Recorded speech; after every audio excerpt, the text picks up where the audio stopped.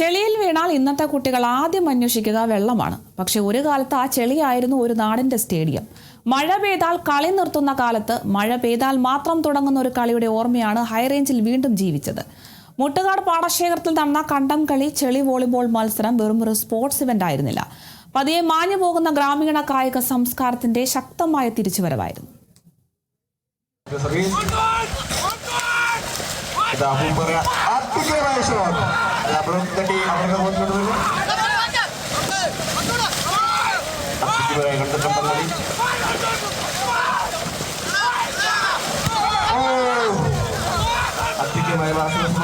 കൊയ്ത്തു കഴിഞ്ഞ പാടം, മുട്ടോളം ചെളി, നടുവിൽ ഒരു വോളിബോൾ നെറ്റ്, ചെളി തെറിപ്പിച്ച് പന്തിനൊപ്പം പറക്കുന്ന കളിക്കാർ, ഓരോ പോയിന്റിലും ആർപ്പ് വിളിച്ച് ആവേശം പകരുന്ന കാണികൾ.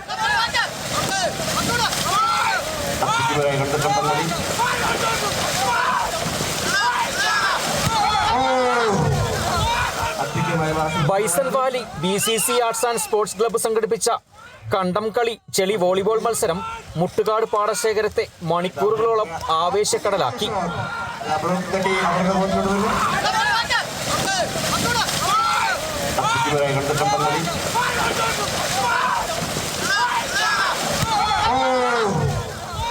ഇത് വെറും ചെളിയിലെ വോളിബോൾ മത്സരമല്ല, ഒരു കാലത്ത് കുടിയേറ്റ കാർഷിക ഗ്രാമങ്ങളുടെ ജീവിതത്തിന്റെ ഭാഗമായിരുന്ന ഒരു കായിക സംസ്കാരത്തിന്റെ വീണ്ടെടുപ്പാണ്.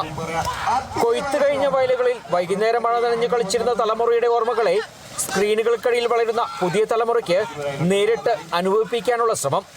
ബൈസൺ വാലിയിൽ നിന്നും സമീപ പ്രദേശങ്ങളിൽ നിന്നുമായി 12 ടീമുകളാണ് മത്സരത്തിനിറങ്ങിയത്. ഓരോ പോയിന്റും നേടാൻ ചെളിയിൽ വീണും ഉരുണ്ടും പൊരുതിയ കളിക്കാർ, ഓരോ സ്മാഷും ഓരോ ഡൈവുമെല്ലാം കയ്യടിയോടെ ഏറ്റെടുത്ത കാണികൾ. രാവിലെ തുടങ്ങിയ പോരാട്ടം വൈകുന്നേരം വരെ ആവേശം ഒട്ടും ചോരാതെ തുടർന്നു. മത്സരങ്ങളുടെ ഉദ്ഘാടനം Bison Valley panchayat vice president PA Surendran നിർവഹിച്ചു. യൂറോപ്യൻ രാജ്യങ്ങളിലെല്ലാം കാണുന്നുണ്ട്, ചെളിക്കകത്തും മണലിൻ്റെ അകത്തും മണ്ണിൻ്റെ അകത്തും എല്ലാം കിടന്ന് ഉള്ള കളികളിലെല്ലാം കാണാം. നമ്മുടെ രാജ്യത്ത് അങ്ങനെ കാര്യമായിട്ട് കാണാറില്ല. നമ്മുടെ ഇവിടെ ഇപ്പോൾ ചെളിക്കണ്ടത്തിൽ വെള്ളത്തിൻ്റെ അകത്ത് കിടന്ന് വോളിബോൾ കളിക്കുന്ന പുതിയ അനുഭവമാണ്. അത് പ്രത്യേകിച്ച് നമ്മുടെ നാട്ടുകാരൊന്നും ഇങ്ങനെ കണ്ടിട്ടില്ല. അതുകൊണ്ട് അത് കാണുവാനുള്ള, അത് ആസ്വദിക്കാനും വന്നെത്തിച്ചേർന്നിരിക്കുന്ന എല്ലാവരെയും അഭിനന്ദനം അറിയിച്ചുകൊണ്ട് ഈ പന്തുകളി ഔപചാരികമായി ഉദ്ഘാടനം ചെയ്യുകയാണ്. പഞ്ചായത്ത് അംഗം ലാലി ജോർജ് അധ്യക്ഷത വഹിച്ചു. BCC ക്ലബ് പ്രസിഡന്റ് അമൽ രാജുവും സെക്രട്ടറി രതീഷും നേതൃത്വം നൽകി. ഒന്നാം സ്ഥാനം നേടിയ ടീമിന് 5100 രൂപയും ട്രോഫിയും, രണ്ടാം സ്ഥാനക്കാർക്ക് 3001 രൂപയും ട്രോഫിയും സമ്മാനിച്ചു. Bineesh Antony, Kerala vision news, Idukki.